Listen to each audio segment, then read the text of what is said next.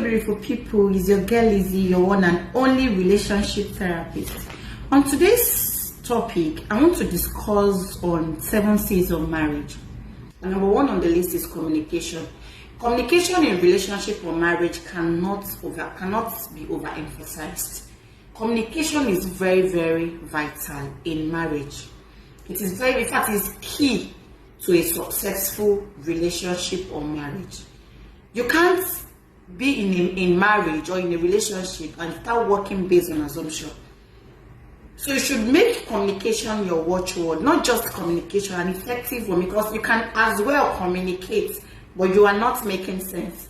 So you should be able to communicate effectively with your partner, be able to talk out anything that is bothering you, be able to air your opinion, you should be able to be open-minded, to your partner. So communication is very, very vital. People don't really pay attention to it. They don't really take it as something that is serious. But the truth is, it is very, very, in fact, it's key in every relationship. If you want to have a lasting, a more resilient marriage, you should make communication your watchword. So this number 2, 7 C's of marriage is conflict resolution. In every relationship or marriage, conflict is inevitable. There is bound to be conflict. You have to disagree to agree. So when it comes, it is only through communication that you'll be able to solve it. So when you have issue with your partner, you should be able to resolve it within yourselves. Not involving third party. I am not saying involving third party when it comes to physical abuse. That's a different thing. When your husband is abusing you physically, you should be able to talk to somebody. But not when you just have a very light issue that you can actually solve within yourselves. So you should be able to resolve conflict in your marriage. So another 7 C's of marriage is culture. Culture is very, very important in marriage.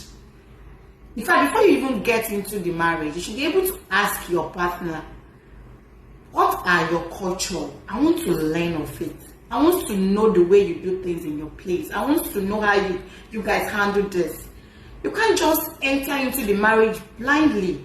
You should be able to learn your partner's culture, know what they do, know what they don't do, know what is acceptable, know what is abominable. So culture in marriage is very, very important. You should be able to learn your husband's culture, because of course you are coming from a different background, so also your partner.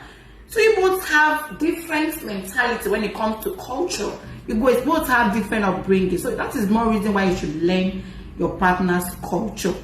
So another 7 C's of marriage is commitment. Commitment, not just one-sided. Both parties in that marriage should be committed. They should be committed in that marriage. Not being one-sided. They should be committed. Emotionally, you should be there for your partner. Physically, you should be there. They shouldn't beg for attention. In marriage, there should be form of, in fact, some level of commitment in marriage and in relationship. That is the only way you can tell your partner, hey, I care for you. I'm always there for you. It is not until you buy gifts. That is when you say you are committed to your partner. You should be able to be committed to your partner, like your attention, your time, your resources. You should be commit everything in that marriage. So another 7 C's of marriage is sex. This is something that people actually shy away from. They will tell you sex is not important. Don't worry, when we get to the bridge, you cross it.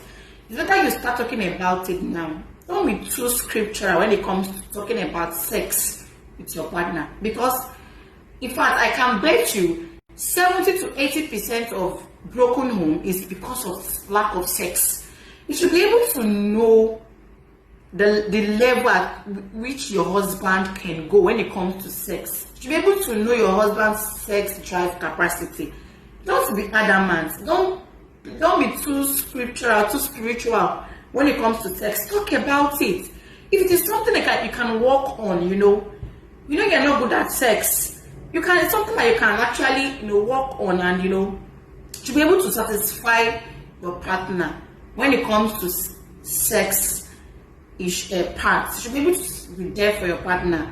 Because the truth is, if you are not giving him what he wants or giving her what she wants, they might be forced to look outside the marriage. So if you want to preserve your home, if you want to still have your marriage all by yourself, you still want your partner to be committed, to be there for you, you don't want a cheating, of course, partner, which is nobody wants a cheating partner.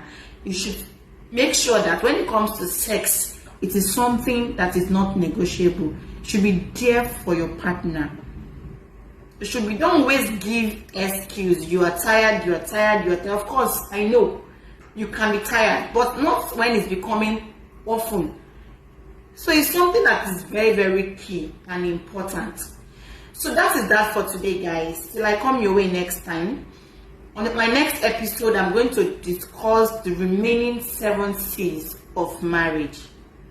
Keep following this page, like, share, and comment. I remain your one and only relationship therapist, LizzyCares.